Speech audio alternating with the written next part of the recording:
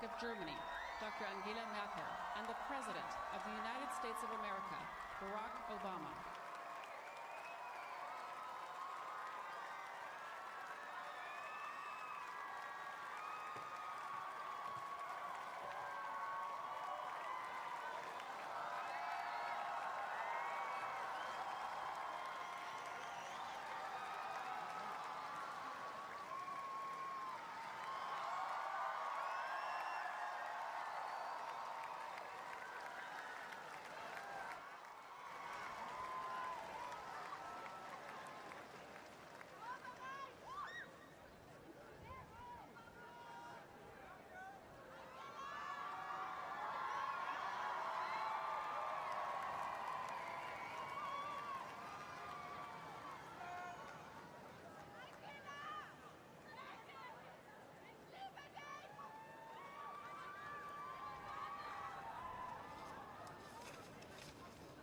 Sehr geehrter Herr Präsident der Vereinigten Staaten von Amerika, Herr Präsident des Deutschen Bundestages, Frau Bundeskanzlerin, Herr Bundesratspräsident, Exzellenzen, liebe Gäste der Stadt, liebe Berlinerinnen und Berliner, Mr. President, herzlich willkommen in Deutschland, herzlich willkommen in Berlin, herzlich willkommen am Brandenburger Tor, dem Wahrzeichen unserer Stadt.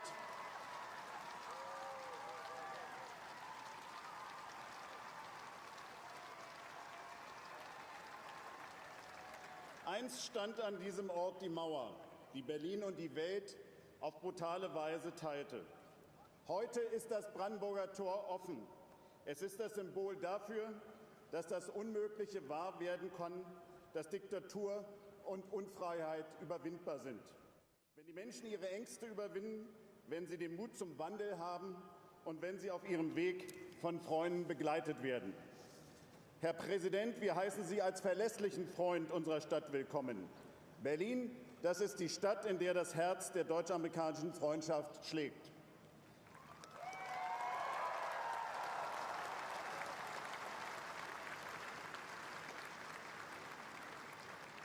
Dankbar erinnern sich die Berlinerinnen und Berliner, wie uns die Amerikaner nach dem Krieg die Hand gereicht haben. Wir denken an die Luftbrücke, dieses einzigartige Bekenntnis der westlichen Allianz zu dieser Stadt. Ich begrüße besonders herzlich Gail Halvorsen, den legendären Rosinenbomber-Piloten. Er und seine Kameraden haben die Lebensfähigkeit der Stadt sichergestellt. Herzlich willkommen, Gail. Er ist ein Freund Berlins.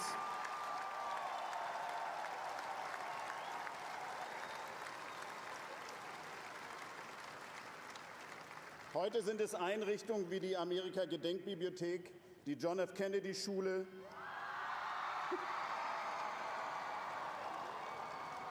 und die American Academy. Sie bauen stabile Brücken über den Atlantik. Und es kommt darauf an, dass viele junge Menschen sie nutzen, denn sie sind es, die unsere Zukunft gestalten werden. Ihr Besuch, Herr Präsident, erinnert uns an die bewegende Geschichte unserer Freundschaft mit dem amerikanischen Volk. Wir denken an den Besuch von John F. Kennedy vor bald 50 Jahren am 26. Juni 1963. Nach dem Mauerbau stand die Stadt noch unter Schock. Der Besuch des amerikanischen Präsidenten war ein starkes Zeichen der unverbrüchlichen Solidarität mit den Berlinerinnen und Berlinern. John F. Kennedy gab den Menschen Hoffnung, als er ihnen den unvergesslichen Satz zurief: Ich bin ein Berliner.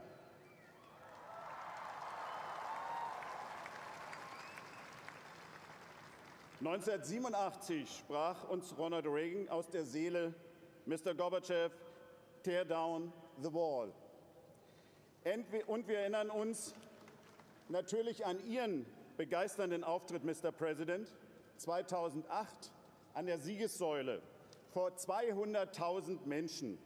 Besonders an den Satz: Niemand kennt den Traum von der Freiheit so gut wie die Menschen in Berlin. Dieser gemeinsame Traum von der Freiheit war es, der Berlin und die Amerikaner zu Freunden hat werden lassen. Er war es, der den Menschen in Ostdeutschland Mut machte, sich solidarisch und friedlich gegen die Diktatur zu erheben. Der Traum von Frieden und Freiheit und Solidarität hat die Mauer zum Einsturz gebracht. Der Traum von Freiheit und Solidarität ist es, der uns auch heute verbindet. Wir wissen, die Vereinigten Staaten von Amerika gründen auf dem Ideal, dass alle Menschen gleich geschaffen sind. Und wir verfolgen mit Respekt, dass Sie, Herr Präsident, alles daran setzen, dass dieses Ideal auch die Richtschnur täglicher Politik ist. Dieses Ideal einer Freiheit von Unterdrückung und Not, eines gleichen Zugangs zu den Chancen und Möglichkeiten der Gesellschaft für Menschen unterschiedlicher Hautfarbe, Religion und Lebensweise.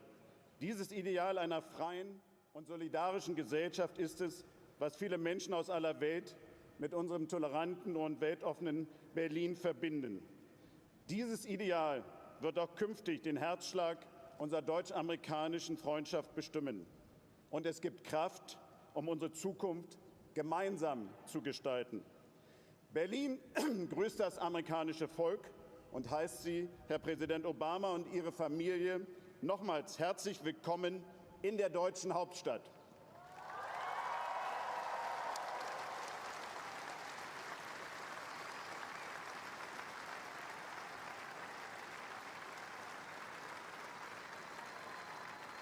Meine Damen und Herren, die Bundeskanzlerin Frau Dr. Merkel.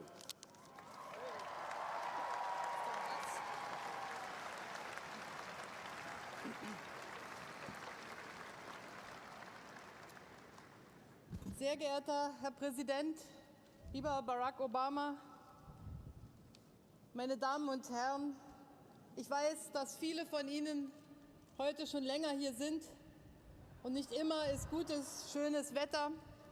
Aber ich sage ganz einfach, lieber Barack Obama, wir haben das bestmögliche Wetter ausgesucht.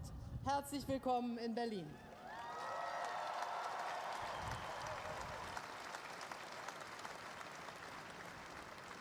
Das Brandenburger Tor, dieses zunächst jahrzehntelang geschlossene und seit 1989 wieder offene Tor, ist für unser ganzes Land, für diese Stadt und auch für mich ganz persönlich das Symbol unserer Freiheit.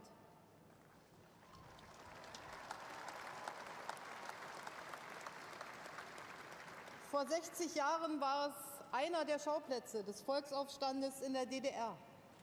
Am 17. Juni 1953 fasste rund 1 Million Menschen in der ganzen DDR den Mut, ihre Stimme zu erheben.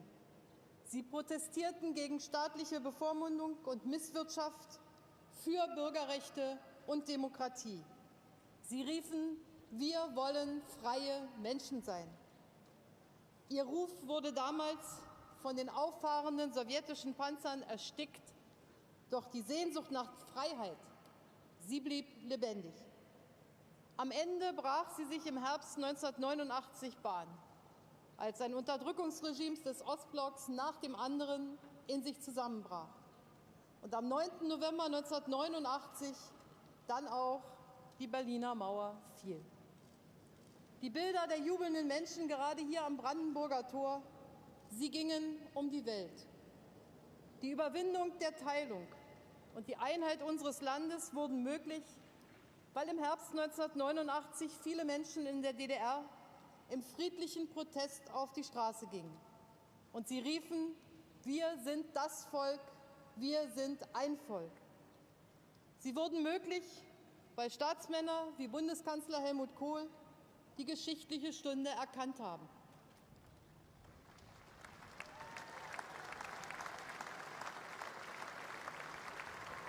Und sie wurden möglich, weil wir uns in dieser Stunde einmal mehr auf den starken Partner und Freund verlassen konnten, der Deutschland und Europa nach den Schrecken zweier Weltkriege als entschiedener Verfechter der Freiheit dauerhaft verbunden sein sollte, auf die Vereinigten Staaten von Amerika.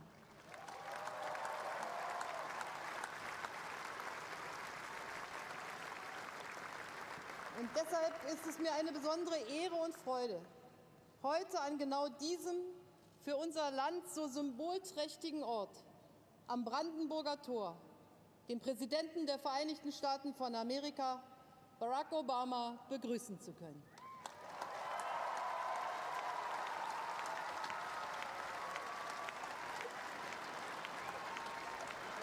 jetzt.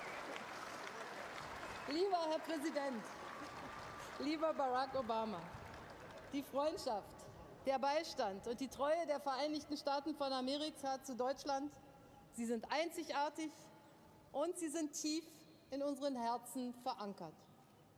Unvergessen ist der Marshallplan, der im Westen Deutschlands gleichsam das Vorwort einer einzigen wirtschaftlichen Erfolgsgeschichte war. Unvergessen sind die amerikanischen und alliierten Piloten, die 1948 und 1949 unter Einsatz ihres Lebens Berlin über eine Luftbrücke versorgt haben.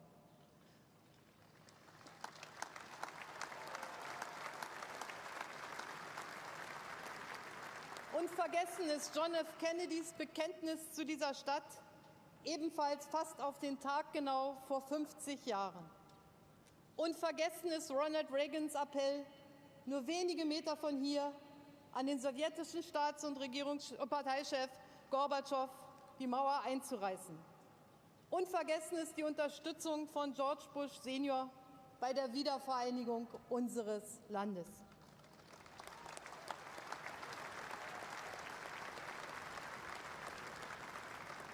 Ja, Amerika hat einen überaus großen Anteil daran, dass sich das Brandenburger Tor vom Ort der Teilung zum Symbol von Einigkeit und Recht und Freiheit wandeln konnte. Und so war es dann auch nur folgerichtig, dass sich nur wenige Tage nach den schrecklichen Anschlägen des 11. September gerade auch an diesem Ort eine große Menschenmenge versammelte, um Amerika in der Stunde der Trauer und der Not beizustehen. Es ist diese tiefe und unverbrüchliche Verbundenheit, auf die wir auch unsere gemeinsame Zukunft bauen. So entwickeln wir die transatlantische Freundschaft für das 21. Jahrhundert weiter. Gemeinsam suchen und finden wir Antworten auf unsere weltweiten außen- und sicherheitspolitischen Fragen. Gemeinsam ziehen wir notwendige Lehren aus der verheerenden Weltfinanzkrise 2008. Gemeinsam begründen wir mit der transatlantischen Handels- und Investitionspartnerschaft die größte Freihandelszone der Welt, von der die Weltwirtschaft insgesamt profitieren wird.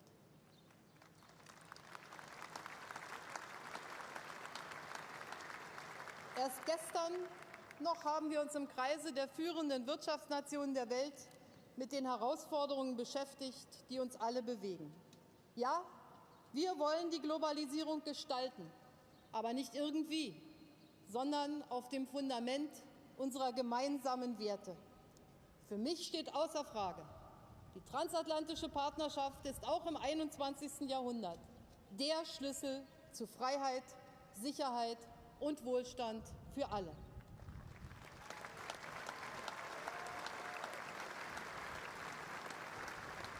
Auch im 21. Jahrhundert gibt es keine besseren Partner füreinander als Amerika und Europa. Sehr geehrter Herr Präsident, lieber Barack, so heiße ich dich willkommen in dieser Stadt, willkommen am Brandenburger Tor. Ich heiße dich willkommen bei Freunden.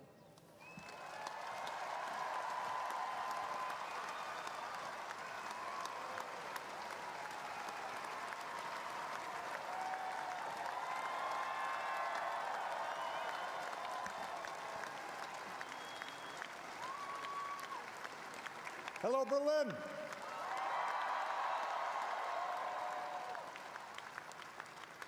Well, thank you, Chancellor Merkel, for your leadership, your friendship, and the example of your life. From a child of the East to the leader of a free and united Germany. As I've said, Angela and I don't exactly look like previous German and American leaders. But the fact that we can stand here today along the fault line where a city was divided speaks to an eternal truth. No wall can stand against the yearning of justice, the yearnings for freedom, the yearnings for peace that burns in the human heart.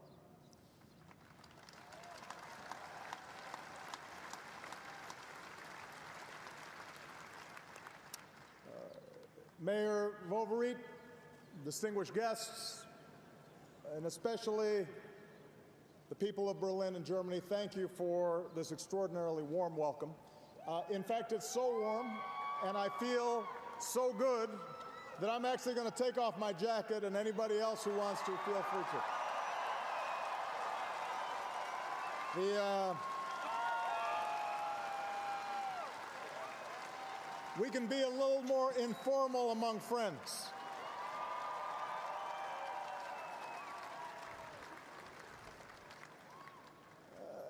As your chancellor mentioned, 5 years ago I had the privilege to address this city as senator. Today, I'm proud to return as President of the United States.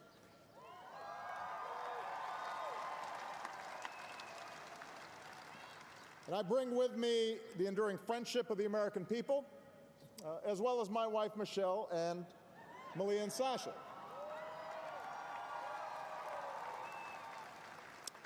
You may notice that they're not here. The last thing they want to do is to listen to another speech from me. So they're out experiencing the beauty and the history of Berlin. And this history speaks to us today. Here, for thousands of years, the people of this land have journeyed from tribe to principality to nation state through Reformation and Enlightenment, renowned as a land of poets and thinkers.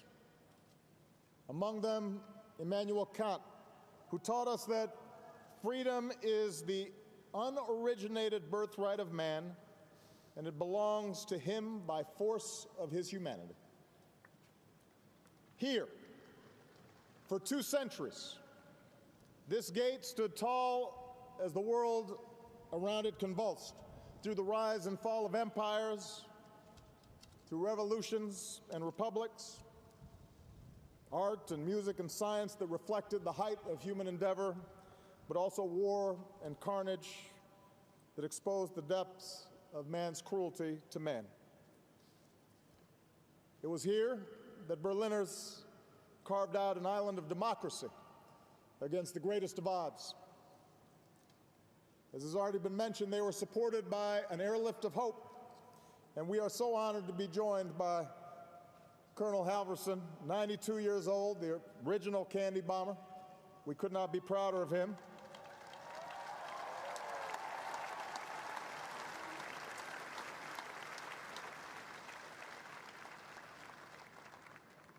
I hope I look that good, by the way, when I'm 92. During that time, a Marshall Plan seeded a miracle, and a North Atlantic Alliance protected our people. And those in the neighborhoods and nations to the east drew strength from the knowledge that freedom was possible here in Berlin, that the waves of crackdowns and suppressions might therefore someday be overcome. Today, 60 years after they rose up against oppression, we remember the East German heroes of June 17th. When the wall finally came down, it was their dreams that were fulfilled. Their strength and their passion, their enduring example remind us that for all the power of militaries, for all the authority of governments, it is citizens who choose whether to be defined by a wall or whether to tear it down.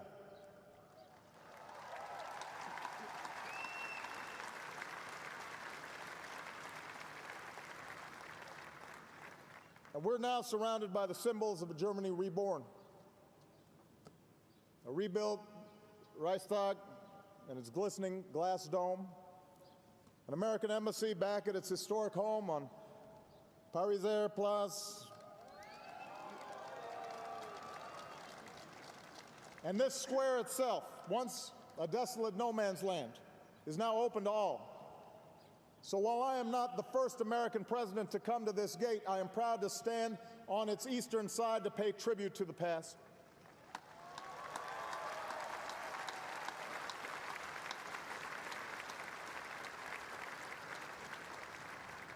For throughout all this history, the fate of this city came down to a simple question: will we live free or in chains? Under governments that uphold our universal rights or regimes that suppress them? In open societies that respect the sanctity of the individual and our free will, or in closed societies that suffocate the soul? As free peoples, we stated our convictions long ago. As Americans, we believe that all men are created equal, with the right to life and liberty and the pursuit of happiness. And as Germans, you declared in your basic law that the dignity of man is inviolable.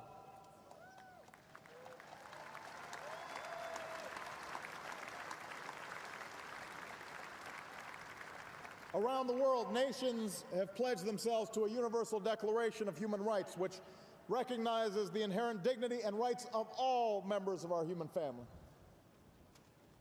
And this is what was at stake here in Berlin all those years.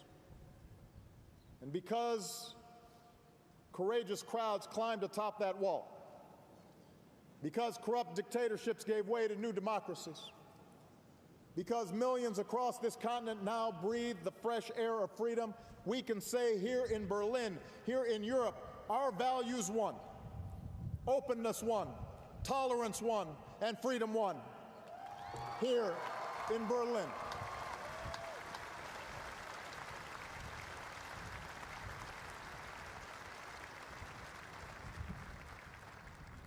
And yet, more than two decades after that triumph,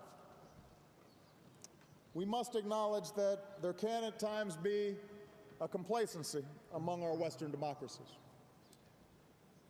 Today, people often come together in places like this to remember history, not to make it.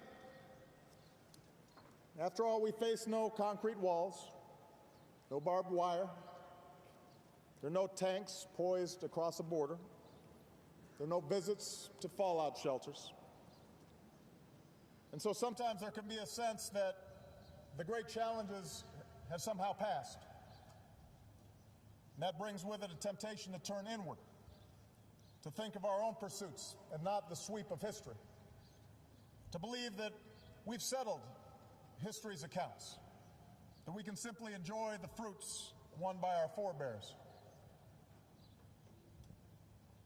But I come here today, Berlin, to say complacency is not the character of great nations. Today's threats are not as stark as they were half a century ago, but the struggle for freedom and security and human dignity, that struggle goes on. And I've come here to this city of hope because the tests of our time demand the same fighting spirit that defined Berlin a half century ago.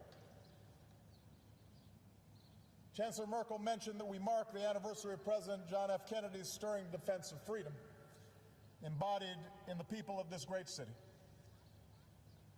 His pledge of solidarity, Ich bin ein Berliner, echoes through the ages. But that's not all that he said that day.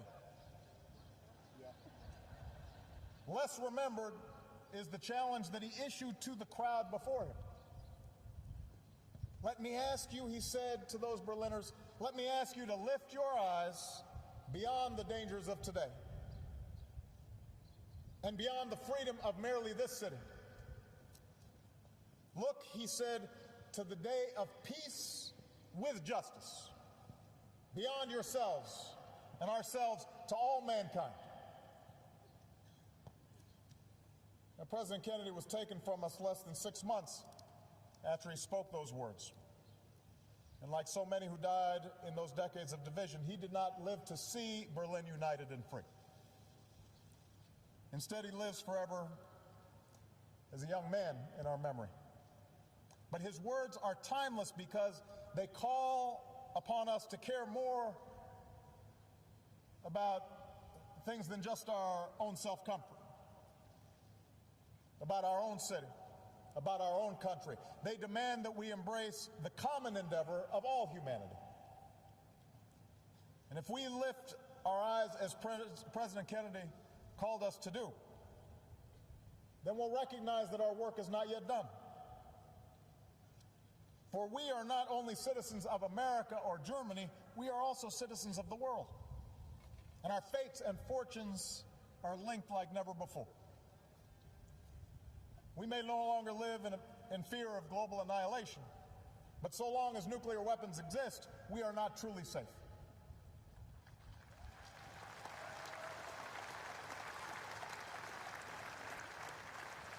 We may strike blows against terrorist networks, but if we ignore the instability and intolerance that fuels extremism, our own freedom will eventually be in danger. We may enjoy a standard of living that is the envy of the world, but so long as hundreds of millions endure the agony of an empty stomach or the anguish of unemployment, we're not truly prosperous.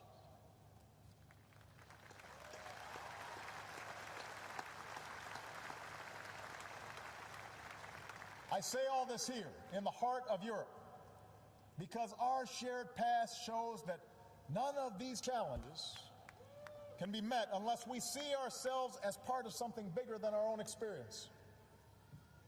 Our alliance is the foundation of global security. Our trade and our commerce is the engine of our global economy.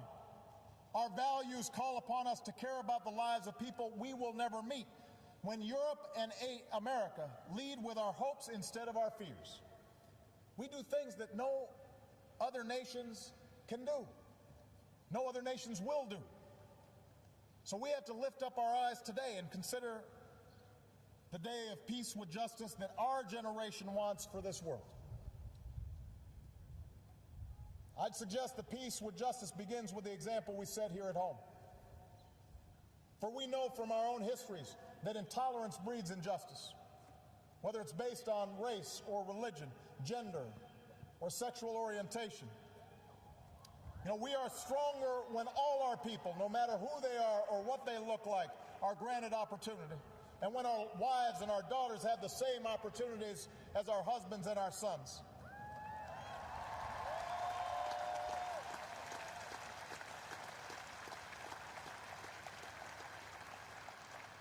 When we respect the faiths practiced in our churches and synagogues, our mosques and our temples, we're more secure.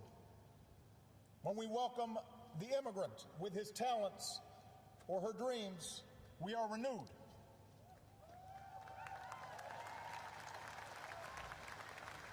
When we stand up for our gay and lesbian brothers and sisters and treat their love and their rights equally under the law, we defend our own liberty as well.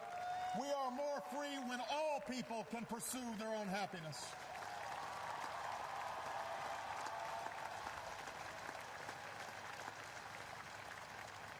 And as long as walls exist in our hearts to separate us from those who don't look like us or think like us or worship as we do, then we're going to have to work harder together to bring those walls of division down. Peace with justice means free enterprise that unleashes the talents and creativity that reside in each of us. You know, other models direct economic growth from the top down or rely solely on the resources extracted from the earth. But we believe that real prosperity comes from our most precious resource, our people. And that's why we choose to invest in education and science and research.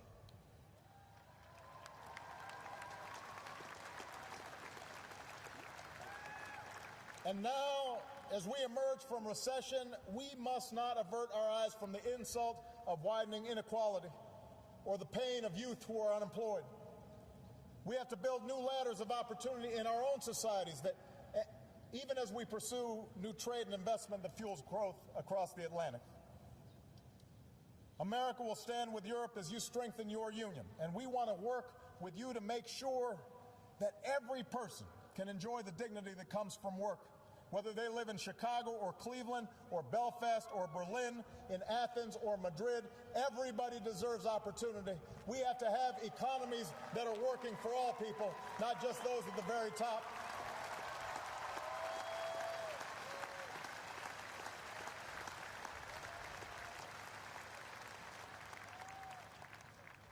Peace with justice means extending a hand to those who reach for freedom, wherever they live. Different peoples and cultures will follow their own path, but we must reject the lie that those who live in distant places don't yearn for freedom and self-determination just like we do. That they don't somehow yearn for dignity and rule of law just like we do. We cannot dictate the pace of change in places like the Arab world, but we must reject the excuse that we can do nothing to support it.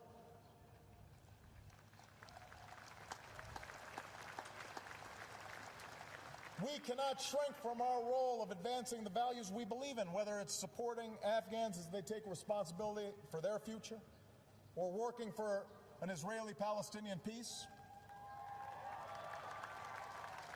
or engaging, as we've done in Burma, to help create space for brave people to emerge from decades of dictatorship. In this century, these are the citizens who long to join the free world. They are who you were. They deserve our support, for they too, in their own way, are citizens of Berlin. And we have to help them every day.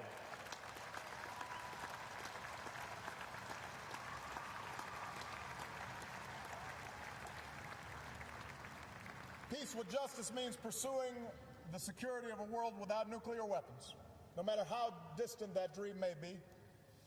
And so, as President, I've strengthened our efforts to stop the spread of nuclear weapons and reduce the number and role of America's nuclear weapons. Because of the New START Treaty, we're on track to cut American and Russian deployed nuclear warheads to their lowest levels since the 1950s.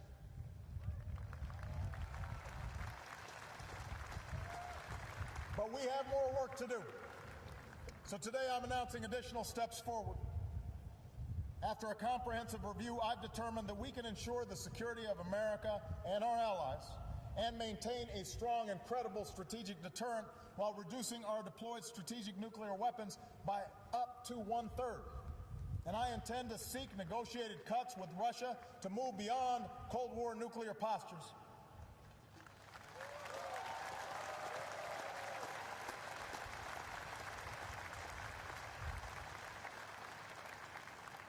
At the same time, we'll work with our NATO allies to seek bold reductions in U.S. and Russian tactical weapons in Europe. And we can forge a new international framework for peaceful nuclear power, reject the nuclear weaponization that North Korea and Iran may be seeking.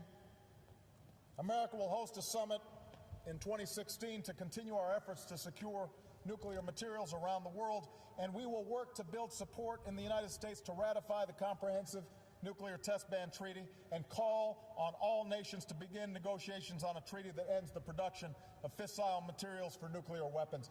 These are steps we can take to create a world of peace with justice.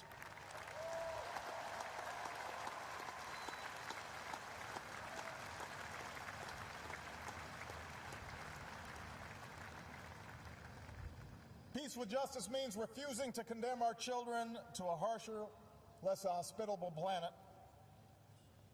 The effort to slow climate change requires bold action, and on this, Germany and Europe have led. In the United States, we have recently doubled our renewable energy from clean sources like wind and solar power. We're doubling fuel efficiency on our cars.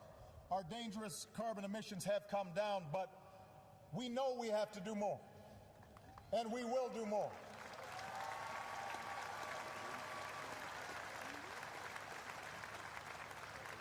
With a global middle class consuming more energy every day, this must now be an effort of all nations, not just some. For the grim alternative affects all nations. More severe storms, more famine and floods, new waves of refugees, coastlines that vanish, oceans that rise. This is the future we must avert. This is the global threat of our time. And for the sake of future generations, our generation must move toward a global compact to confront a changing climate before it is too late. That is our job. That is our task. We have to get to work.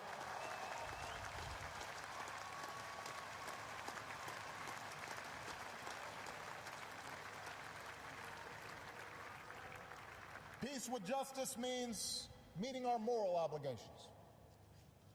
And we have a moral obligation and a profound interest in helping lift the impoverished corners of the world by promoting growth so we spare a child born today a lifetime of extreme poverty, by investing in agriculture so we aren't just sending food but also teaching farmers to grow food, by strengthening public health so we're not just sending medicine but training doctors and nurses who will help end the outrage of children dying from preventable diseases. Making sure that we do everything we can to realize the promise, an achievable promise of the first AIDS-free generation. That is something that is possible if we feel a sufficient sense of urgency.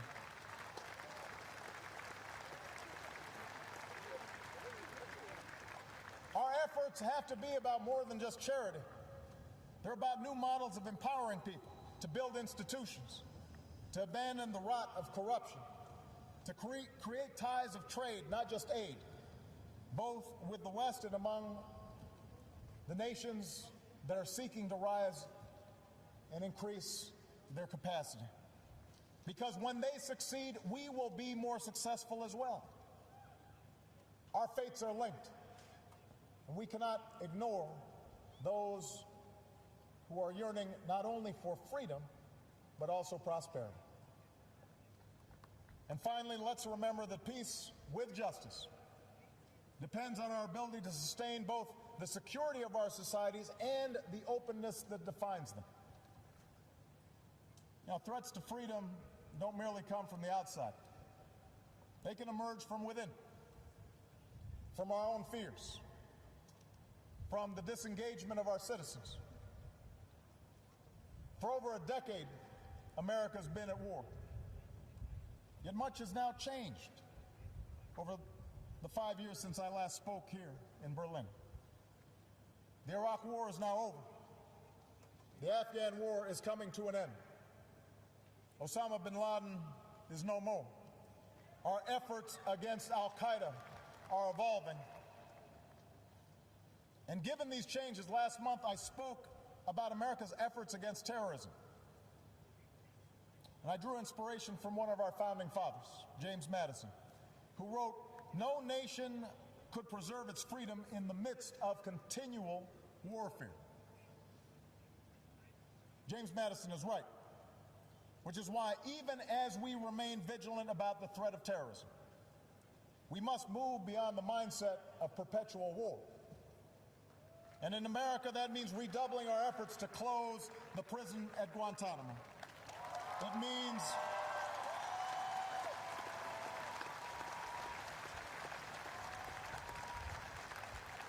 means tightly controlling our use of new technologies like drones.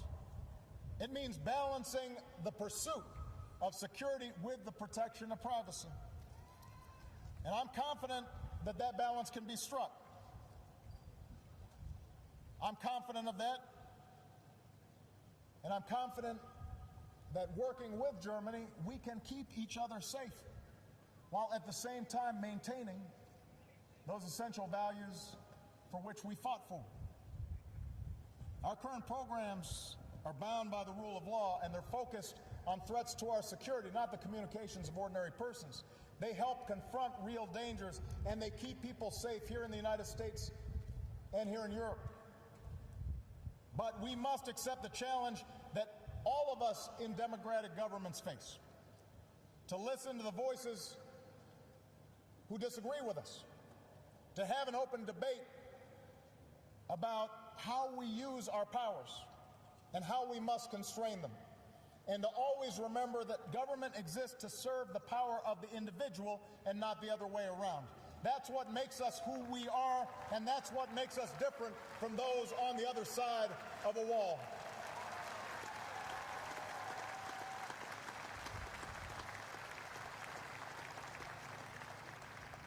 That is how we'll stay true to our better history while reaching for the day of peace and justice that is to come.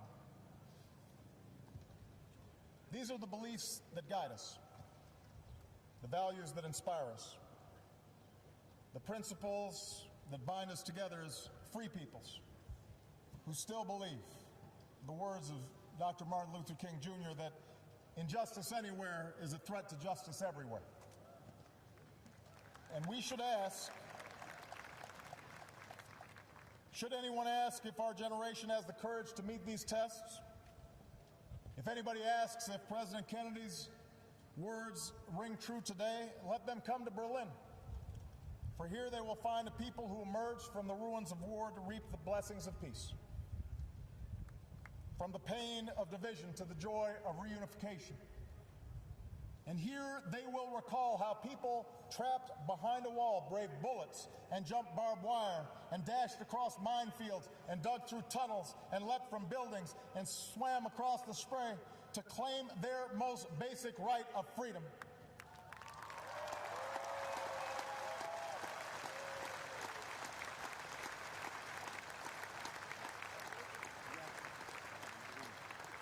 The wall belongs to history. But we have history to make as well. And the heroes that came before us now call to us to live up to those highest ideals, to care for the young people who can't find a job in our own countries and the girls who aren't allowed to go to school overseas, to be vigilant in safeguarding our own freedoms, but also to extend a hand to those who are reaching for freedom abroad. This is the lesson of the ages. This is the spirit of Berlin. And the greatest tribute that we can pay to those who came before us is by carrying on their work to pursue peace and justice, not only in our countries, but for all mankind. Vielen Dank. God bless you. God bless the peoples of Germany, and God bless the United States of America. Thank you very much.